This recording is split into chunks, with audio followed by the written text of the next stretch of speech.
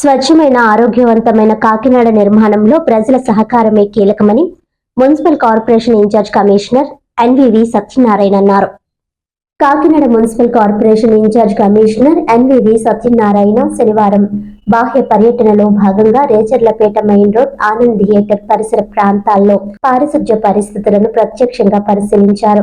స్థానిక ప్రజలకు పరిశుభ్రతపై అవగాహన కల్పించడంతో పాటు పురమిత్ర యాప్ ప్రయోజనాలను వివరించారు. ఈ సందర్భంగా కమిషనర్ మాట్లాడుతూ ప్రజలందరూ పురమిత్ర యాప్ గురించి అవగాహన పెంచుకొని స్మార్ట్ ఫోన్ ఉన్న ప్రతి ఒక్కరూ ఈ యాప్ ను డౌన్లోడ్ చేసుకోవాలని సూచించారు. ఈ యాప్ ద్వారా పారిశుధ్యం, త్రాగునీరు, విద్యుత్ వంటి సమస్యలను నేరుగా అధికారులకు తెలియజేయవచ్చునని, తద్వారా సమస్యలు వేగంగా పరిష్కారం కానున్నాయని తెలిపారు. అలాగే ప్రతి వార్డు పరిధిలో ఉండే పారిశుధ్య సమస్యలను గుర్తించి ప్రజలు కూడా పరిశుభ్రత పాటించాల్సిన బాధ్యత కలిగి ఉండాలని సూచించారు.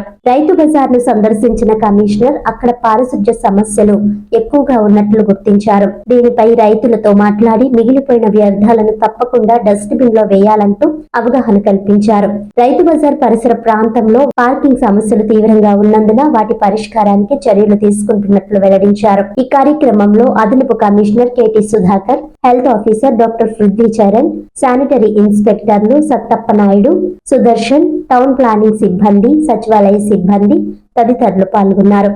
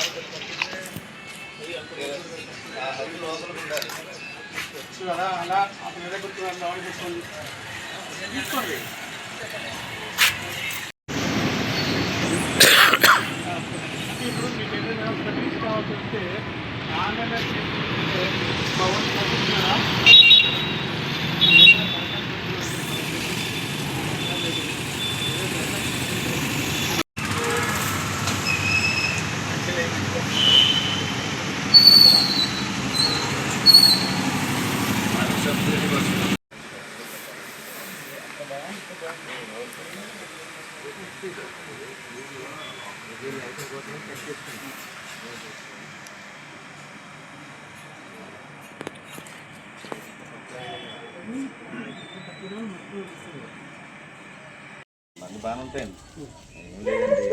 డస్ట్బిన్ లేవు, వెహికల్స్ లేవు, ఎక్కడి నుంచో తెచ్చుకుని చేస్తున్నారు. లేవండి, ఎక్కడ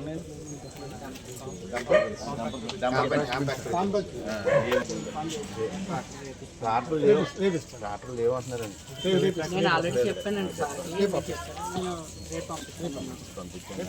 అంటే ఈ అదే డంపర్ బిన్లు లేకపోవడం వల్ల బయట చెత్త వేసేస్తున్నారు.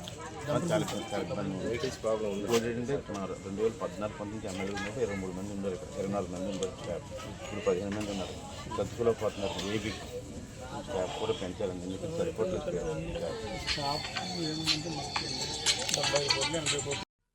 వార్తలను ముఖ్యాంశాలు మరోసారి.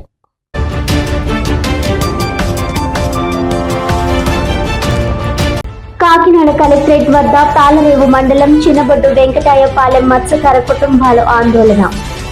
పోలీసులు తమకు న్యాయం చేయకుండా వేధింపులకు గురి చేస్తున్నారన్నారని హైడ్రామా.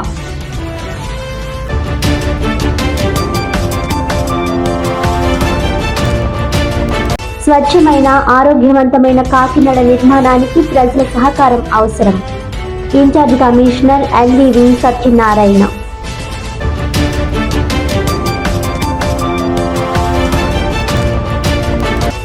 కాకినాడ జిల్లాలో పలు కేసుల్లో నిందితులు 12 మందిని అరెస్ట్ చేసిన పోలీసులు. 59.60 లక్షల చోరీ సొత్తు స్వాధీనం చేసుకున్నట్లు వెల్లడించిన జిల్లా ఎస్పీ జి బిందు మాధవ్.